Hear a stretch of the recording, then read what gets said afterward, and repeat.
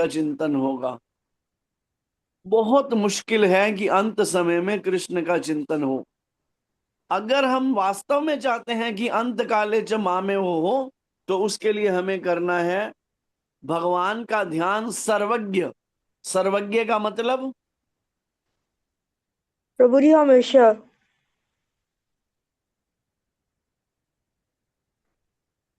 हर जगह प्रभु। हरि बोल, जय कृष्णा प्रभु जी। बोलिए। प्रभु जी आपकी आवाज नहीं आ रही थी। हरि बोल। जी आ रही प्रभु जी है अभी आ प्रभु सर्वज्ञ जी। रही। का मतलब है जो सब कुछ जानता है और जो हर जगह है। सर्वज्ञ का मतलब जो सब कुछ जानता है, सर्वज्ञ है, और जो हर जगह है, प्रत्येक कण कण में है, प्रत्येक मॉलिक्यूल में है। पुरातन, पुरातन मतलब जो सबसे पुरातन, सबसे पुरातन। नियंता, नियंता का मतलब क्या है? कंट्रोलर। हम खुद को कंट्रोलर मानते हैं, हमारी एक आदत है, हम खुद को कंट्रोलर मानते हैं, लेकिन एक चीज ध्यान रखिए, हमारे कंट्रोल में क्या है? हमारे कंट्रोल में कुछ है? जी नहीं प्रभु जी। जी नहीं प्रभु जी।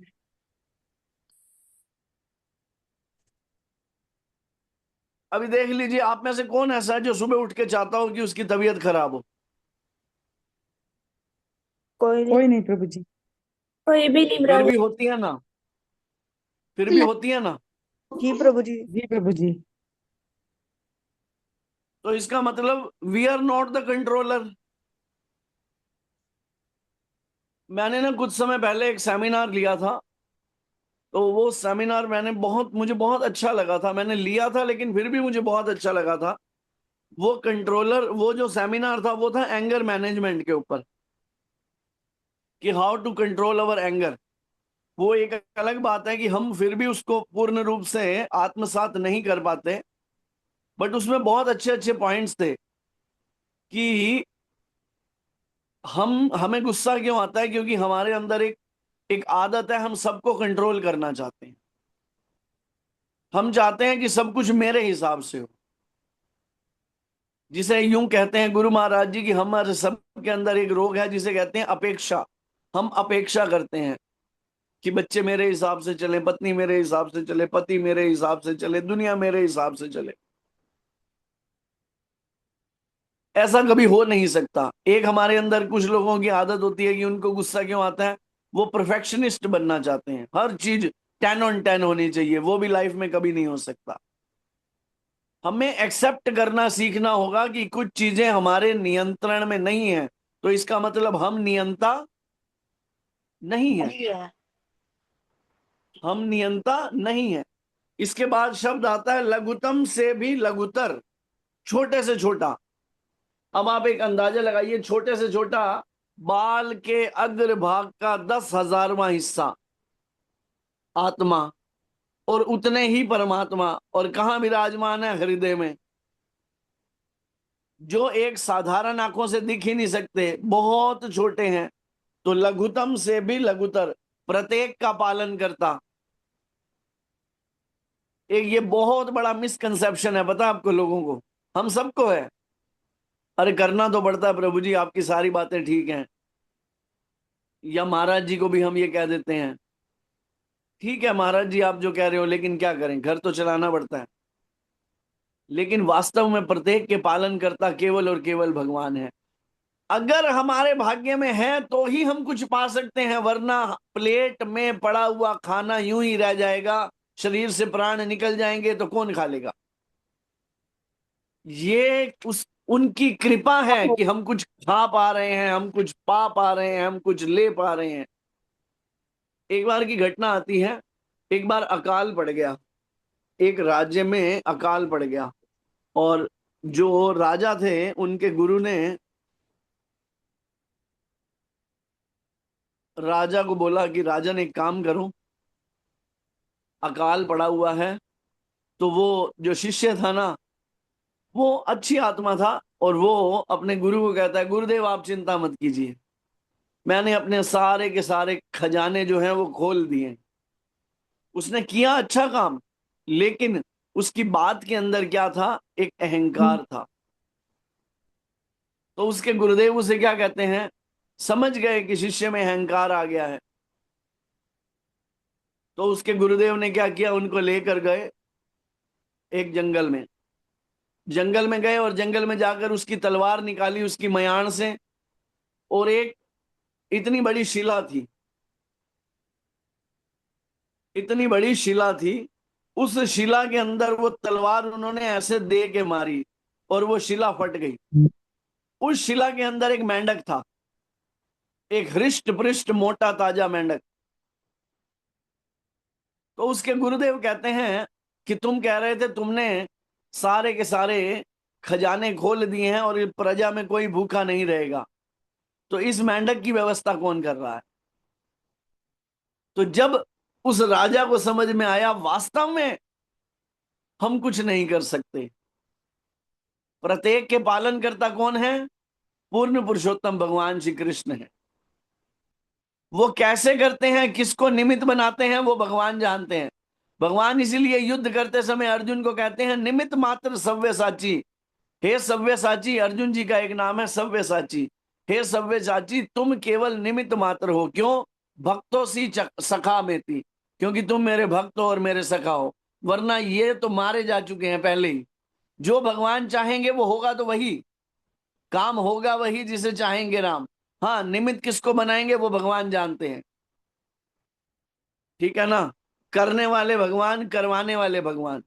निमित्त बनाते हैं, और निमित्त किसको बनाते हैं? जो भगवान का प्रिय हो। और भगवान का प्रिय कौन है?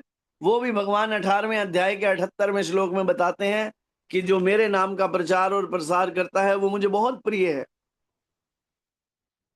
इसके बाद आता है समस्त भौतिक बुद्धि से परे। एक एक शब्द को बहुत ध्यान से मैं इसलिए ले रहा हूं क्योंकि ये समझने वाली बात है। हमारी ये जो बुद्धि है ना, ये बिल्कुल भौतिक हो चुकी है, बिल्कुल भौतिक। हम इससे ज्यादा सोचना नहीं चाहते, हम आध्यात्मिक दृष्टिकोण कभी लेना ही नहीं चाहते। कैसे होगा, क्या होगा, क्योंकि हमारी इंद्रियां अपूर्ण है ना, तो हम भौतिक दृष्टि से ही सोचते हैं। लेकिन एक चीज आप समझिए, भौतिक दृष्टि से हम भगवान को कैसे नहीं समझ सकते, मैं उसके लिए आपको एक कथा सुनाता हूं। एक बार क्या हुआ, देव ऋषि नारद पृथ्वी लोक पर उतरे। जब वो पृथ्वी लोक पर आए तो उन्होंने क्या देखा? एक ब्राह्मण देवता थे। एक ब्राह्मण देवता भगवान का बहुत भजन करते थे, बहुत भजन करते थे।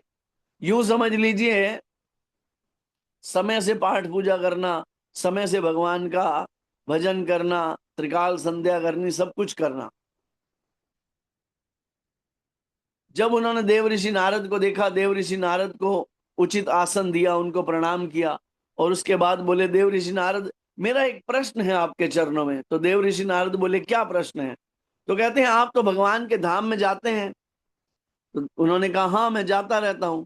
तो जब आप इस बार भगवान के धाम में जाए ना, तो भगवान से एक प्रश्न कीजिएगा। क्या प्रश्न करना है?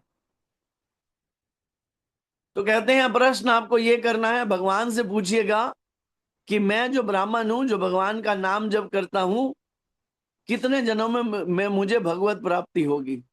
क्या प्रश्न किया? कि कितने उन समय में ब्राह्मणों से मुझे भगवत प्राप्ति होगी?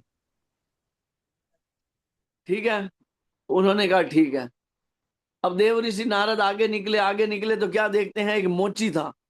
मोची क्या कर रहा है? जूता सील रहा है, जूता सील रहा है, लेकिन भगवान का नाम गुनगुना रहा है। अच्छा, भगवान के नाम गुनगुनाते हुए उसने क्या देखा? देव ऋषि नारद आए हैं। देव ऋषि नारद जो है वो भक्तों में शिरोमणि है। उन्होंने देव ऋषि नारद को प्रणाम किया और उसके बाद कहते हैं देव ऋषि नारद, आज मेरा जीवन धन्य हो गया। आप इतने महान महान भक्तों के गुरु रहे हैं, आज मेरा जीवन धन्य हो गया। मैं आपके चरणों में एक प्रार्थना कर सकता हूँ? यथा योग्य उन्होंने जो भी था देव ऋषि नारद का सम्मान किया, और उसके बाद उन्होंने जब पूछा तो देव ऋषि नारद ने कहा हाँ पूछिए। तो कहते हैं आप तो भगवान का नाम का प्रचार प्रसार करते रहते हैं, तो आप वैकुंठ भी जाते होंगे, गोलोक वृंदावन भी जाते होंगे। तो देव ऋषि नारद ने कहा हाँ, मैं जाता हूं। तो मेरा एक प्रश्न है। क्या प्रश्न है? जब आप भगवान से मिलें तो भगवान से पूछिएगा कि फलाना फलाना मृत्यु लोक में एक मोची है, उसे कब भगवान की प्राप्ति होगी? तो उसने कहा ठीक है, मैं जरूर पूछ लूंगा। जब उसने ये बात कही तो अब देव ऋषि नारद पहुंचे कहां पर? गोलोक वृंदावन में। श्रीमती राधा रानी स्वयं राधा श्याम सुंदर विराजमान है। देवऋषि नारद ने भगवान को प्रणाम किया। भगवान को प्रणाम करने के बाद देवऋषि नारद ने कहा, प्रभु मैं आज मृत्यु लोक पर गया था, वहां मुझे दो आत्माएं मिली मृत्यु लोक पर। एक जो है वो ब्राह्मण, और एक जो है वो ब्राह्मण और एक जो है वो मोची। ब्राह्मण ने मुझसे प्रश्न किया। क्या प्रश्न किया? उसने मुझसे प्रश्न किया कि मुझे भगवान की प्राप्ति कब होगी। प्रभु जी भगवत और प्राप्ति। एक, भगवान की प्राप्ति या भगवत प्राप्ति एक ही चीज है बच्चे, इसमें कोई भेद नहीं है। भगवत प्राप्ति या भगवान की प्राप्ति एक ही चीज है। तो मोची ने भी यही प्रश्न किया। तो भगवान ने मुस्कुराते हुए उत्तर दिया। कहते हैं अब जब भी तुम मृत्यु लोक पर जाना तो उस ब्राह्मण को बोलना कि अभी तुम्हें 7 जन्म लगेंगे भगवान की प्राप्ति करने के लिए। ठीक है। और जब उस मोची के पास जाओ तो वो जब तुमसे प्रश्न करे तो वो, उसे क्या कहना है? उसे इसी जन्म में भगवत प्राप्ति हो जाएगी। अब देवऋषि नारद बहुत चौंक गए कि एक तो ब्राह्मण है, आपकी पूजा करता है, आपकी अर्चना करता है, आपका नाम जप करता है, ठीक है, त्रिकाल संध्या करता है, शिखा रखी है, कंठी पहनी हुई है, उसको तो आप बोल रहे हो कि 7 जन्म लगेंगे। और दूसरा मोची चमड़े का काम करता है, जूते सिलता है, उसे आप बोल रहे हो इसी जन्म में भगवत प्राप्ति हो गई। मुझे कुछ समझ नहीं आया। भगवान समझ गए देव ऋषि नारद के मन में संशय उत्पन्न हुआ है। तो भगवान ने देव ऋषि नारद को कहा कि देव ऋषि,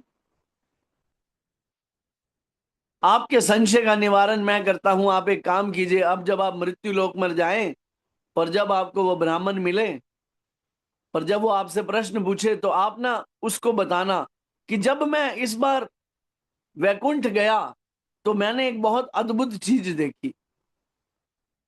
तो देवऋषि नारद कहते हैं क्या अद्भुत चीज, बताइए आप।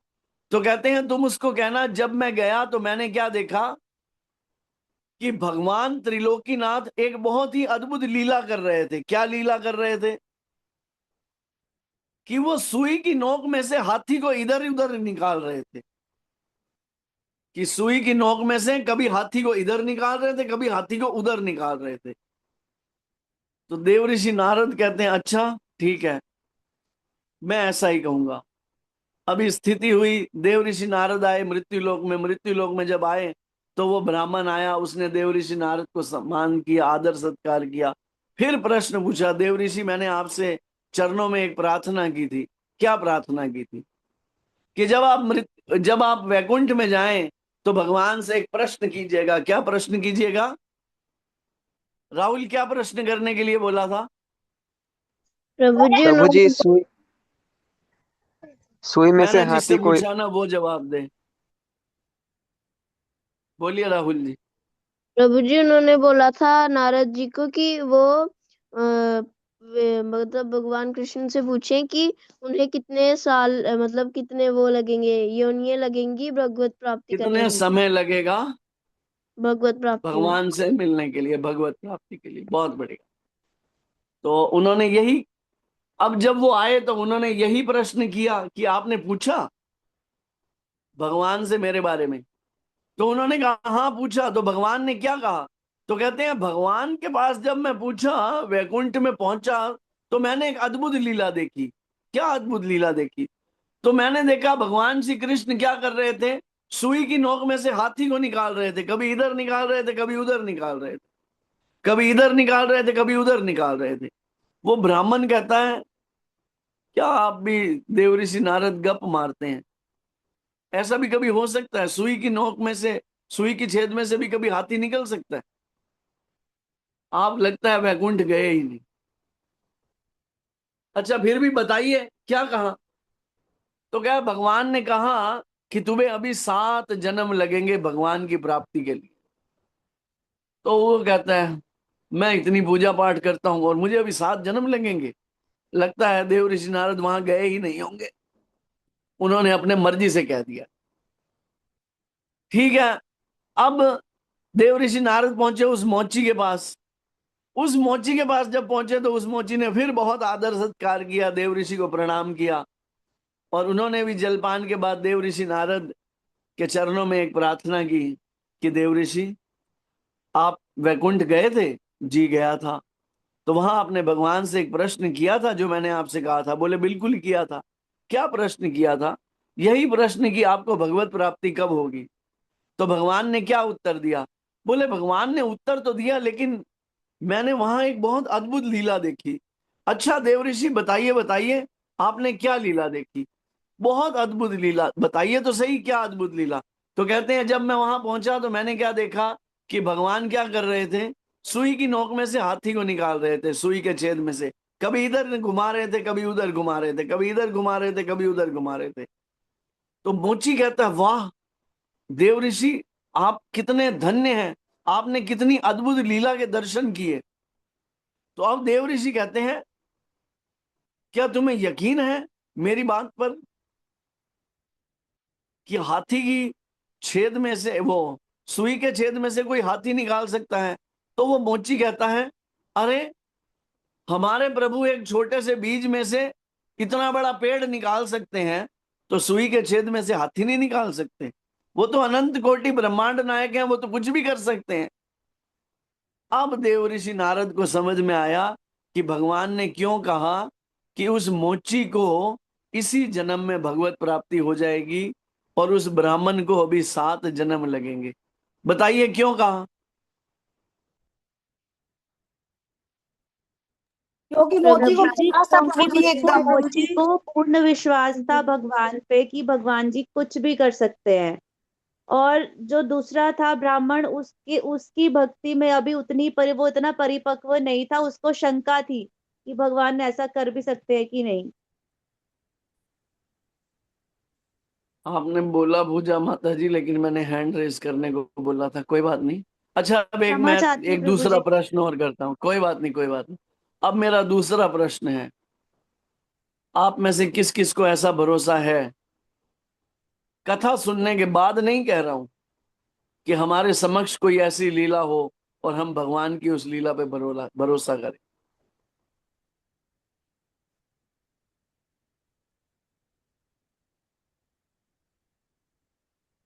बोलो राहुल, अनम्यूट करो अपने आप को। हरे कृष्णा प्रभु जी। हरे कृष्णा। आपको पूर्ण भरोसा है? जी प्रभु जी।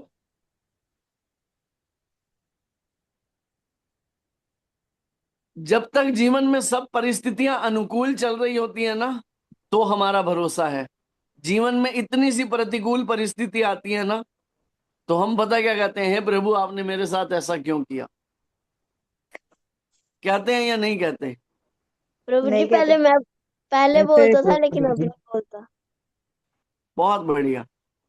नहीं, जब हमारी मैंने एक यही बार भावना होनी चाहिए। हाँ, हरे पहले कृष्ण जब प्रभु जी। मैंने एक बार सुना था ना, मम्मा मम्मा क्लास ले रहे थे, तब आप बोलते थे कि मतलब जब भी हम हमसे मतलब भगवान, हम बोलते हैं भगवान जी आप ऐसा करोगे हम वैसा करेंगे, तो जब भी हमारी मतलब हम बोलते थे भगवान आपने किया ही नहीं, आप क्या करते हैं। फिर उसके बाद मैंने सोचा नहीं, हम ही गलत हैं। अरे बहुत बहुत बढ़िया। हमें यही प्रयास करना चाहिए। ये जो हम सुबह से शाम तक पढ़ाई कर रहे हैं ना, ये पढ़ाई इसलिए ही है कि हमारा भगवान पर पूर्ण भरोसा हो जाए कि जो भी भगवान करेंगे, जाहि विधि राखे राम ताहि विधि रहिए। जैसा भगवान चाहें, जैसा आप कृपा चाहें वैसा हमारे साथ कीजिए, लेकिन we never complain, we never complain. क्योंकि आपकी हमारे ऊपर इतनी कृपा है, आपने कृपा करके हमें मनुष्य जन्म दे दिया। उससे बड़ी कृपा करी कि आपने अपना हरि नाम हमें दे दिया। इससे ज्यादा कोई कृपा कर ही क्या सकता है? प्रत्येक का पालन करता, समस्त भौतिक बुद्धि से परे। अब आया शब्द अचिंत्य।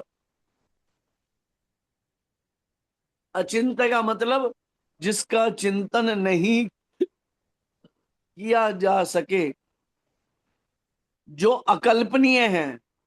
अकल्पनीय कैसे हैं? भगवान का प्रथम पुरुष विस्तार कारणोदक्षाई विष्णु, उनके एक रोम से जब वो श्वास लेते हैं असंख्य ब्रह्मांड निकलते हैं, और जब वो श्वास वापस लेते हैं तो असंख्य ब्रह्मांड उनमें समा जाते हैं। आप अंदाजा लगाइए, क्या हमारी कल्पना शक्ति में है ये? जी नहीं नहीं है। प्रभु जी। ब्रह्मा जी के नहीं 12 प्रभु घंटे जी। होते हैं 43 खरब और 40 अरब वर्ष के। 43 खरब 40 अरब वर्ष के ब्रह्मा जी के 12 घंटे होते हैं। ये ब्रह्मा जी का 12 घंटे का दिन होता है, ऐसी ही ब्रह्मा जी की 12 घंटे की रात होती है, यानी कि 86 खरब और 80 अरब वर्ष। और ऐसे ब्रह्मा जी 100 साल जीते हैं। और ऐसे ब्रह्मा जी के एक दिन में भगवान प्रकट होते हैं, यानी 86 खरब और 80 अरब वर्षों के बाद भगवान स्वयं प्रकट होते हैं, अवतार लेते हैं। कैलकुलेटर, दिमाग, ये वो कुछ भी काम नहीं करेगा इन चीजों को, इन कैलकुलेशंस को हम नहीं गिन सकते। इसलिए भगवान को कहा गया अचिंत्य, अकल्पनीय। ठीक है। और उसके बाद नित्य पुरुष के रूप में करे, वे सूर्य की भांति तेजवान है और इस भौतिक प्रकृति से परे हैं, दिव्य रूप है। अब हम तात्पर्य पे आते हैं, जितना तात्पर्य हम पढ़ पाएंगे। तात्पर्य अर्चनीय वंदनीय प्रातः स्मरणीय जगत गुरु शील प्रभुपाद जी के द्वारा, जगत गुरु शील प्रभुपाद की जय। जय। जय। देखिए, जब हम प्रति क्षण प्रति वस्तु में प्रत्येक क्षण में भगवान का चिंतन करेंगे ना, तब जाकर हम समझ पाएंगे। अभी हमारा चिंतन कमजोर है।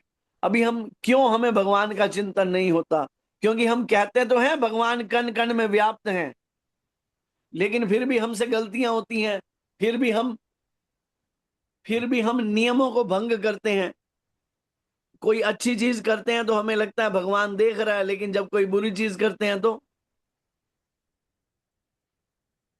जब हम कोई बुरी चीज करते हैं तो हमें लगता है भगवान हमें देख रहा है। नहीं प्रभु जी। क्या उस समय नहीं देख रहा होता? प्रभु जी देख रहे होते हैं। दिखते। कुछ लोग पता क्या करते हैं? हम चोरी नहीं करते, इनकम टैक्स की चोरी चोरी नहीं होती, बिजली के बिल की चोरी चोरी नहीं होती होती, है। कम तोलना मापना होती है। चोरी नहीं होती, झूठ बोलना चोरी नहीं होती। एक तरीके से हम झूठ बोलते हैं जब, क्या हम उस समय सही कर रहे होते हैं? नहीं प्रभु जी। नहीं प्रभु जी। तो बहुत सी चीजें ऐसी हैं, इसका मतलब हम बोल रहे हैं भगवान सर्वज्ञ हैं, पर मान नहीं रहे। जब भगवान प्रति क्षण प्रति कण में विद्यमान है, तो क्या इस क्षण नहीं है? क्या इस कण में नहीं है? क्या हवाओं में जो मॉलिक्यूल्स घूम रहे हैं उनमें भगवान नहीं है? क्या आप में भगवान नहीं है? क्या मुझ में भगवान नहीं है? अच्छा, हाँ जब जी। आप में भी भगवान है, मुझ में भी भगवान है, तो मेरा किसी से द्वेष कैसे हो सकता है? अभी हम कहते हैं ना, ये मेरा मित्र है, ये मेरा शत्रु है, इससे मेरी बनती है, इससे मेरी नहीं बनती। ऐसा होता है ना? जी प्रभु जी। जब वास्तव में भगवान सर्वज्ञ हैं, सबके भीतर हैं, इसका मतलब अभी हमारी पढ़ाई कमजोर है। तात्पर्य, इस श्लोक में परमेश्वर की चिंतन की विधि का वर्णन हुआ है। सबसे प्रमुख बात यह है कि वे निराकार या शून्य नहीं है। कोई निराकार या शून्य का चिंतन कैसे कर सकता है? यह अत्यंत कठिन है, किंतु कृष्ण के चिंतन की विधि अत्यंत सुगम है और तथ्य रूप में यहाँ वर्णित है। पहली बात तो यह है कि भगवान पुरुष हैं। हम राम तथा कृष्ण को पुरुष रूप में सोचते हैं। आपको पता है, हम सारी आत्माएं जो हैं वास्तव में स्त्रियां हैं। आत्मा जो है वास्तव में स्त्रीलिंग है। इस संसार में केवल एक ही पुरुष है और वो है भगवान। हम तो ये शरीर है ना, हम तो ये शरीर है नहीं, हम तो जीवात्मा है। और जीवात्मा वास्तव में स्त्रीलिंग है। पुल्लिंग केवल और केवल भगवान है। चाहे कोई राम का चिंतन करे या कृष्ण का, वे जिस तरह के हैं उसका वर्णन भगवत गीता के इस श्लोक में कहा गया है। भगवान कवि हैं, अर्थात वे भूत, वर्तमान तथा भविष्य के ज्ञाता हैं, अतः वे सब कुछ जानने वाले हैं। भगवान सब कुछ जानते हैं, उनसे कुछ नहीं छुपा। आज का नहीं, हमारी हर लाइफ, हमारी हर जीवन काल का भगवान को सब पता है। हमारे 100 जन्म, 200 जन्म, 500 जन्म, 5000 जन्म, 5 लाख जन्म पहले भी हम कहाँ थे, किस योनि में थे, कैसे थे, भगवान सब जानते हैं। तो एक बात बताइए, भगवान कहते हैं भगवत गीता में, सर्व योनिषु कौन्तेय अहम बीज प्रदापिता। इस संसार की जितनी योनियां हैं सबको बीज देने वाला मैं हूं। तो क्या पिता को पुत्र के बारे में नहीं पता होगा कि पता होगा उसको क्या प्रभु जी, चाहिए? पता होगा प्रभु जी। तो फिर हम क्यों पूछते हैं पिताजी हमें ये दे दो, हमें वो दे दो? पिताजी तो सब जानते हैं। पिताजी तो हमारे अंतर मन की भी जानते हैं। हम ऊपर से क्या कह रहे हैं, अंतर मन में क्या चल रहा है, पिताजी तो ये भी जानते हैं। इसीलिए हमेशा भगवान से प्रार्थना कीजिए तो हरे कि कृष्ण हमें प्रभु जी, केवल तो इसके आप बाद भी हम क्या चाहिए। बोल रहे हैं? हरि बोल। किसकी आवाज थी ये? प्रभु जी हरे कृष्ण, दंड प्रणाम। दंडवत। जब भगवान सब कुछ जानते फिर भी इसके बाद फिर मतलब हम क्यों मांगते भगवान से? मलिन मन की हर बात बेकार है, इसलिए मांगते हैं। मैं तो खाली एक ही क्योंकि चीज हमने मांगता हूँ उससे। हमने क्योंकि खुद को अपना मन मान लिया है कि मैं मेरा मन हूं, जो मेरा मन कहता है वही मैं करता हूं। जबकि वास्तव में मैं तो मेरा मन नहीं हूं, मैं तो एक जीवात्मा हूं और जो नित्य परमात्मा का सेवक हूं। क्योंकि वे समस्त वस्तुओं के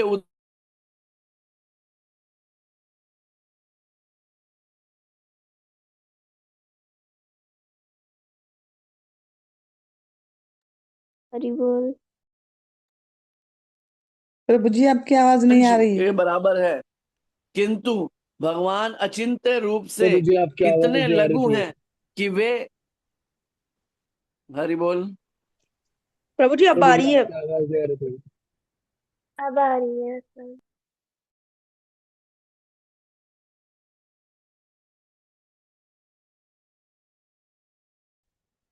वापस कर। फिर से कट गई। हरे कृष्णा कृष्णा कृष्णा हरे हरे, हरे राम राम राम हरे हरे, हरे हरे कृष्ण कृष्ण कृष्ण कृष्ण हरे हरे, हरे कृष्णा।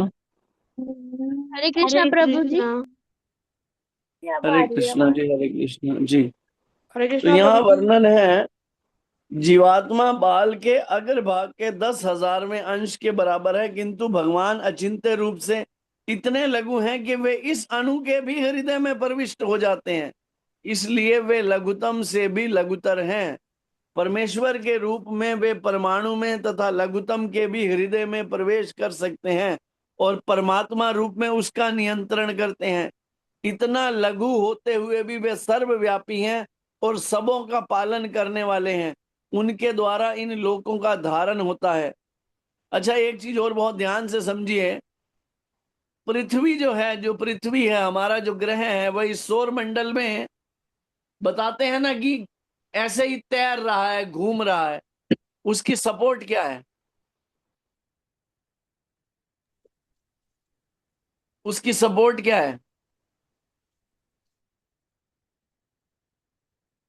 आप अगर एक बॉल को हवा में उछालेंगे प्रभु जी तो क्या वो हवा भौतिक में दृष्टि से टिकी रहेगी? बताए कि नहीं नहीं प्रभु जी। प्रभु। आध्यात्मिक दृष्टि से? लेकिन ये इतने असंख्य जो सौर मंडल में ग्रह टिक रहे हैं, उसका कारण है उनमें भगवान की प्रविष्टि होना, गर्भोदक्षाई विष्णु के रूप में। तो यानी हर चीज के कंट्रोलर कौन है? भगवान है। भगवान। प्राय हम आश्चर्य करते हैं कि ये विशाल लोग किस प्रकार वायु में तैर रहे हैं। यहाँ पर बताया गया है, परमेश्वर अपनी अचिंत्य शक्ति द्वारा इन समस्त विशाल लोकों तथा आकाश गंगाओं को धारण किए हुए हैं। इस प्रसंग में अचिंत्य शब्द अत्यंत सार्थक है। ईश्वर की शक्ति हमारी कल्पना या विचार शक्ति के परे हैं। हम हमारी बुद्धि से भगवान को नहीं समझ सकते, नहीं सोच सकते, इसीलिए भगवान को अचिंत्य कहा गया है। इस बात का खंडन कौन कर सकता है? वह इस भौतिक जगत में व्याप्त हैं, फिर भी इससे परे हैं। हम इसी भौतिक जगत को ठीक ठीक नहीं समझ पाते, तो आध्यात्मिक जगत की, जो आध्यात्मिक जगत की तुलना में नगण्य है, तो फिर हम कैसे जान सकते हैं कि इसके परे क्या है? अचिंत्य का अर्थ है इस भौतिक जगत से परे, जिसे हमारा तर्क, नीति शास्त्र तथा दार्शनिक चिंतन छू नहीं पाता और जो अकल्पनीय है। अतः बुद्धिमान मनुष्यों को चाहिए कि व्यर्थ के तर्कों तथा चिंतन से दूर रहकर वेदों, भगवत गीता तथा भागवत जैसे शास्त्रों में जो कुछ कहा गया है, बहुत ध्यान से लाइन सुनिए, इस लाइन को बहुत ध्यान से सुनिए। अतः बुद्धिमान मनुष्यों को चाहिए कि व्यर्थ के तर्कों तथा चिंतन से दूर रहकर वेदों, भगवत गीता तथा भागवत जैसे शास्त्रों में जो कुछ कहा गया है उसे स्वीकार कर ले और उसके द्वारा सुनिश्चित किए गए नियमों का पालन करे। इससे ज्ञान प्राप्त हो सकेगा। और भगवत गीता में क्या कहा गया है? भगवान कहते हैं, मन मना भव मद भक्तो मध्याजी माम नमस्कुरु माम वेशस्सी युक्ता भव मम आत्मा नाम मत परायणम। मुझे नमस्कार करो, मेरे भक्त बनो, मेरी पूजा करो और अंत में परायण हो जाओ। और भगवान क्या कहते हैं? पत्रम पुष्पम फलम तो यम यो में भक्ति अपरच्छति। मुझे भोग लगाओ, कैसा? पत्र, पुष्प और फल और जल का। और भगवान क्या कहते हैं? चौथे अध्याय के 34वें श्लोक में, तुम गुरु के पास जाकर विनीत भाव से उसकी सेवा कर कर उससे प्रश्न करो, जिज्ञासा करो। और भगवान कहते हैं, यत करोषि यद अश्नासी यद दहोसी ददासी यद तपस्यासी कौन्तेय तत्पुरुष मदर्पणम। हे कुंती पुत्र, तू जो कुछ करता है मेरे लिए कर। खाना खाता है तो मेरे लिए खा, पैसा कमाता है तो मेरे लिए कमा, किसी का मर्डर करना है तो मेरे लिए कर, लेकिन मेरी आज्ञा में रहकर कर। ऐसा नहीं कि किसी को मार के और फिर हम कहें कि नहीं ये तो भगवान ने आज्ञा की थी। नहीं, भगवान की आज्ञा में रहकर जो कर्म भगवान की प्रसन्नता के लिए किया जाए, केवल वही कर्म हमें करना है। और अंत में भगवान 18वें अध्याय के 66वें श्लोक कहते हैं, सर्वधर्माणि परित्यज्य मामेकम शरणं व्रज अहम त्वाम सर्व पापेभ्यो मोक्षयिष्यामि मा शुचः। हे अर्जुन, सारे धर्मों, सारे कर्तव्यों का त्याग कर कर माम एकम, केवल एक मेरी शरण में आ जाओ। अभी हम अपने मन की शरण में, अपने मन की शरण से निकलना है और गुरु की शरण में जाना है, भगवान की शरण में जाना है। भगवान हमें सब पापों से मुक्त कर देंगे। और उसकी सबसे सरलतम विधि बताई है, भगवान का नाम जपना। हरे कृष्ण कृष्ण कृष्ण हरे हरे, हरे राम राम राम हरे हरे। जगत गुरु शील प्रभुपाद की जय। श्री सद्गुरुदेव महाराज की जय। जय भगवान की वाणी श्रीमद् भगवद गीता की जय। जय। हरे कृष्णा। हरे तो कृष्ण। आप सभी का धन्यवाद। आज की क्लास में अगर आप में से किसी का कोई प्रश्न हो तो आप पूछ सकते हैं। बोलिए, पहले रुचिका माता का हैंड रेज है, फिर ट्विंकल माता का। बोलिए।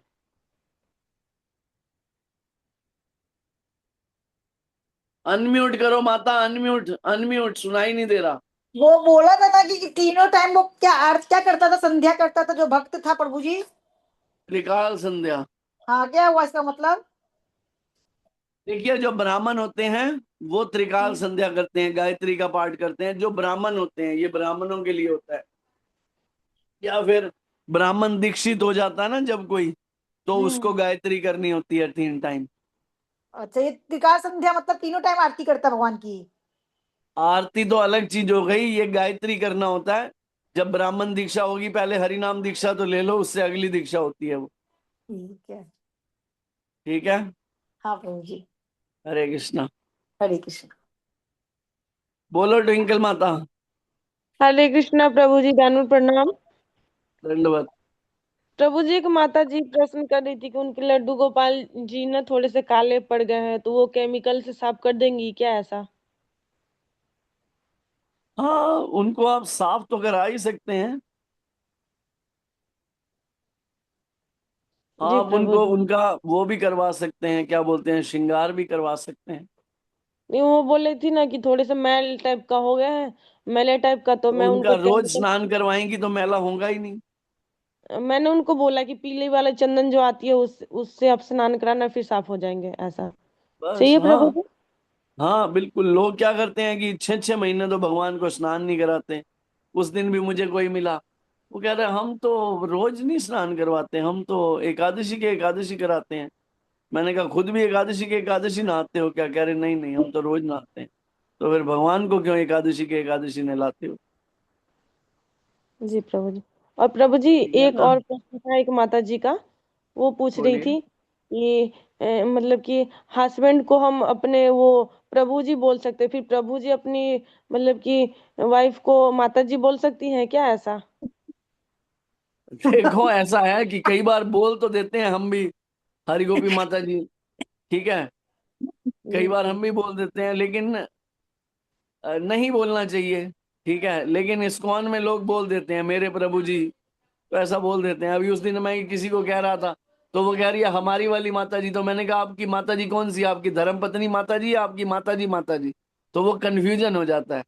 ठीक है, तो इसलिए क्या बोलना चाहिए, जैसे मैं कभी बुलाता हूँ तो हरि गोपी देवीदास ही बुलाता हूँ। हम्म। जी प्रभु जी। ठीक है। हरे कृष्ण प्रभु जी, धन्यवाद, प्रणाम जी प्रभु जी, धन्यवाद प्रणाम। दंडवत दंडवत। और किसी का कोई प्रश्न?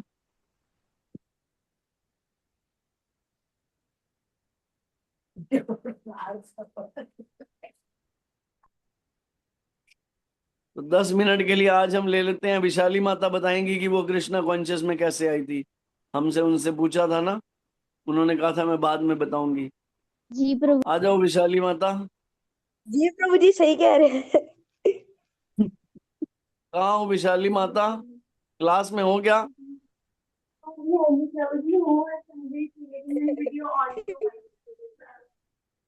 क्या कह रहे हो, मुझे सुनाई नहीं दे रहा।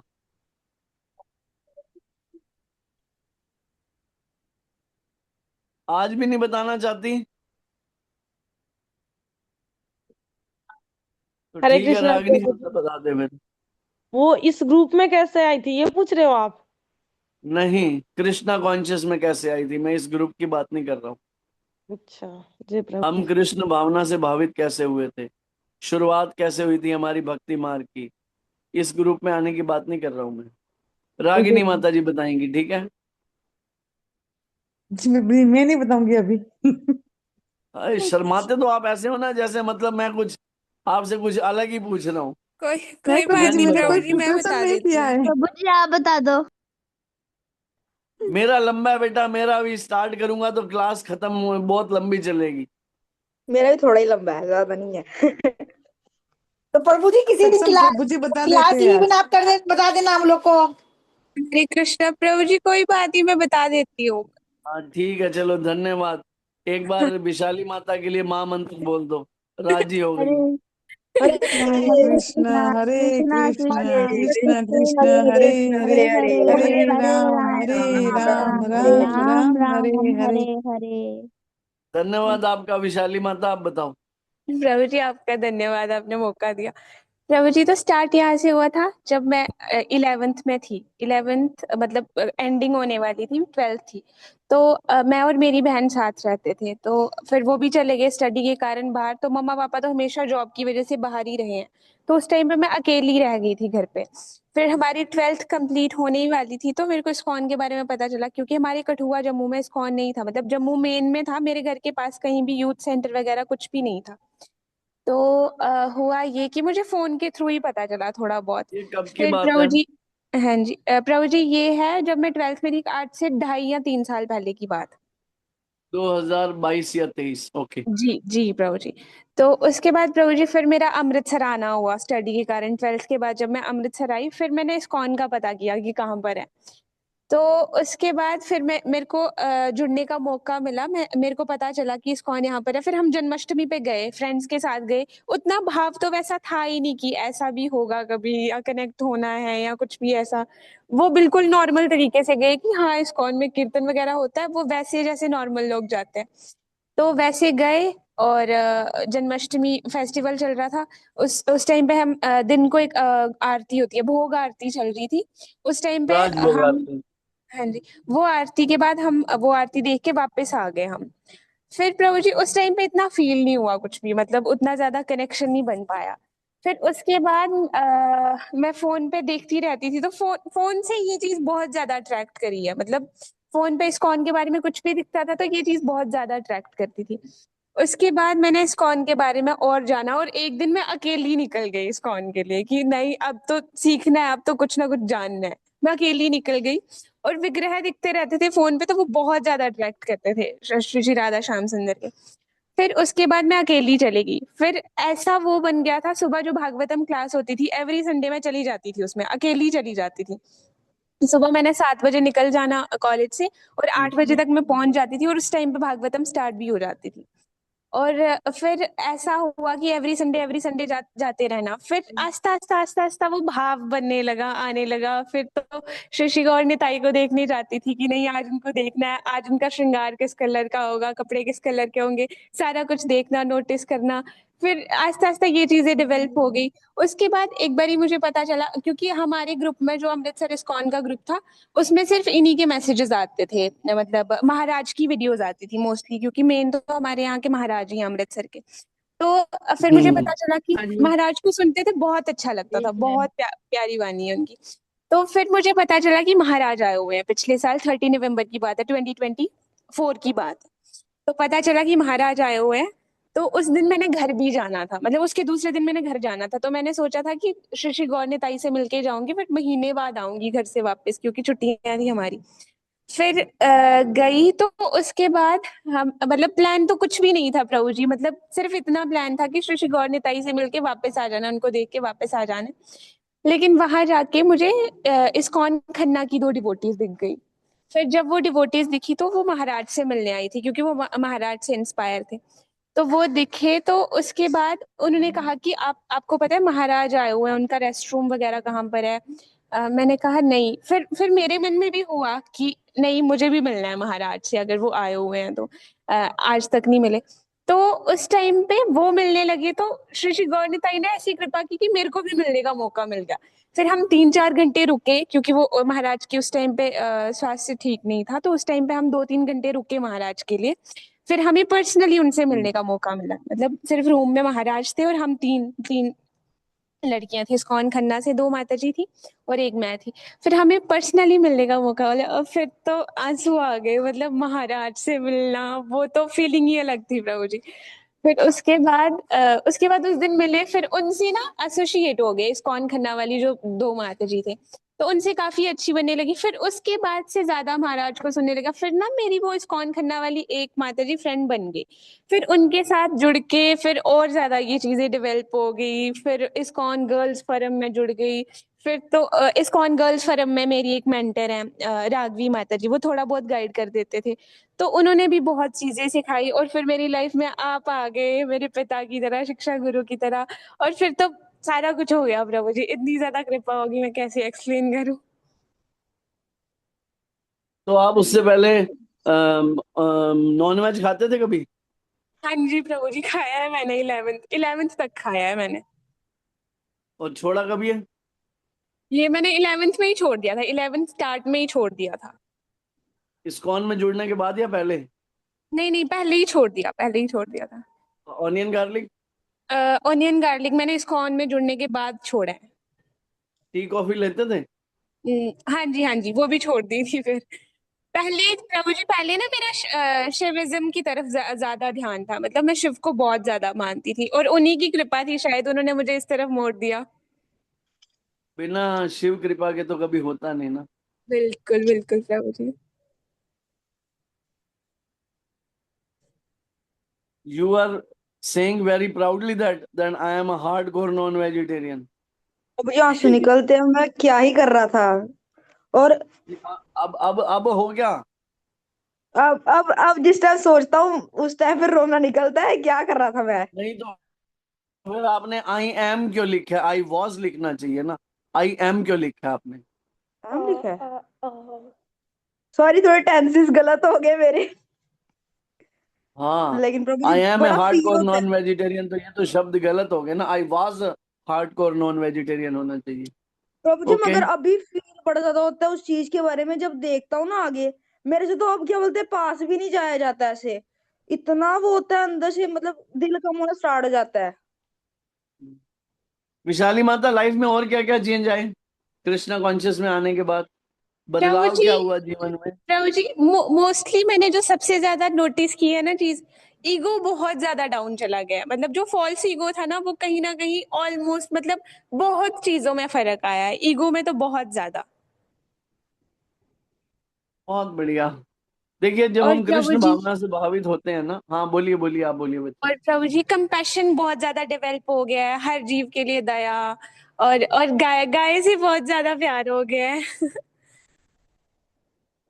बहुत बढ़िया, जी प्रभु। बहुत बढ़िया। और कुछ, और कुछ, कोई कोई और प्रभु इंसिडेंट जी बताओ जिसने कंसिस्टेंट, आपको प्रभु बहुत जी वो किया हो, वो इंसिडेंट भगवान वही के जिस साथ दिन। कोई कोई ऐसी लीला हुई हो। प्रभु जी मोस्टली तो मेरे साथ यही होता है कि जैसा श्रृंगार मैंने सोचा हो ना कि आज इस कलर का होगा, वो कलर जरूर होता है श्रृंगार में। हरि बोल। और ये बहुत मैं बढ़िया, नोटिस करती रहती हूँ, ये तो मेरा तीसरे चौथे दिन होता रहता है, और ऐसा होता भी है कि वही कलर होगा। बहुत बढ़िया। भगवान अ, बहुत कृपा है, बहुत कृपा बहुत है। बहुत। और प्रभु जी ऐसा भी हुआ है कि अगर अगर मेरी लाइफ में कुछ गलत चीज होने वाली होगी ना, कि मतलब मेरे पास कुछ ऐसा होगा कि मेरे को ये चूज करना है या ये, तो वहां श्री श्री गौर निताई कहीं ना कहीं मुझे साइन दे देते हैं कि ये चीज गलत है, ये सही है, इस तरफ जाना है, इस तरफ नहीं जाना है।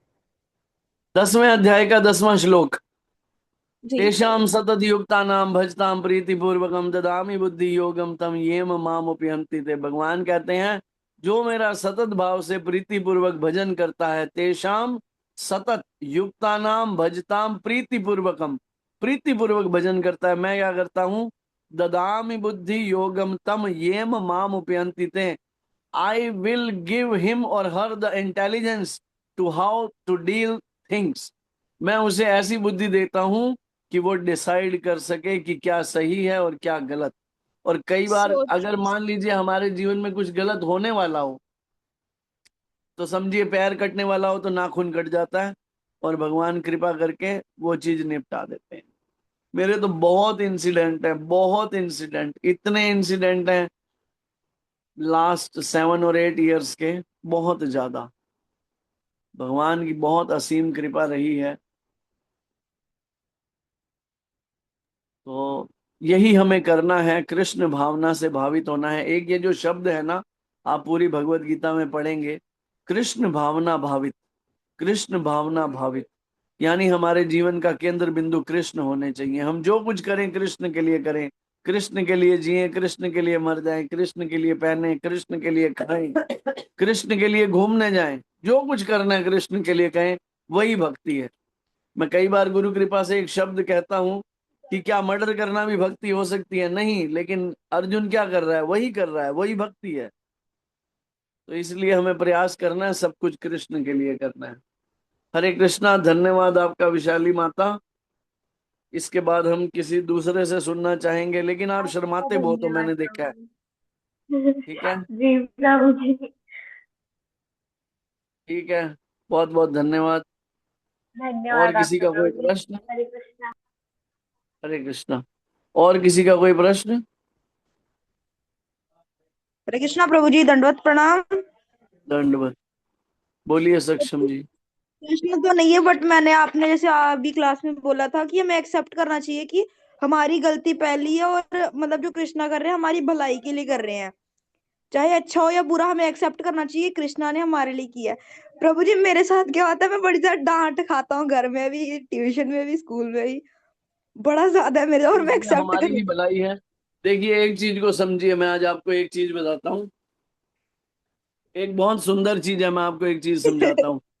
एक संत के मुख से मैंने ये सुना, बहुत सुंदर, और ये वास्तव में सच्ची घटना है, अगर आप इससे इंस्पिरेशन ले पाए। एक बार एक संत थे, उनको ना एक शराबी जो होता है, पूरा ड्रंक व्यक्ति एक संत का हाथ पकड़ता है और उनको लेके जाता है मंदिर में।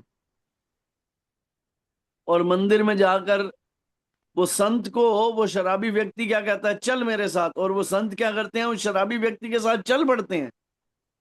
ये नहीं देखते कि ये शराबी है, लेकिन उनके मन में भावना क्या होती है कि इसमें भी भगवान है, ये मुझे कुछ बताना चाह रहा है। तो वो लेके जाता है, क्या लेके जाता है, और जाता है और दिखाता है मंदिर में।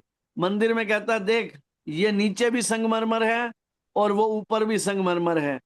इस संगमरमर के पत्थर पर सब पैर रख के जाते हैं, लेकिन उस संगमरमर के पत्थर को सब रोज पूजते हैं।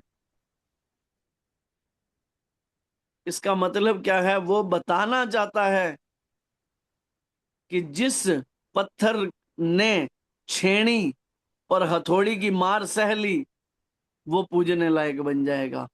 जिस बच्चे ने पिता और गुरु की डांट सह ली, वो आगे तराशा जाएगा।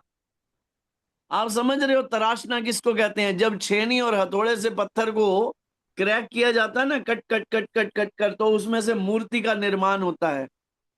लेकिन जो डर के कहे नहीं मुझे तो नहीं सुनना, मुझे तो नहीं सहना, तो वो फिर वैसा पत्थर रह जाएगा जिस पर सब पैर रख कर जाएंगे।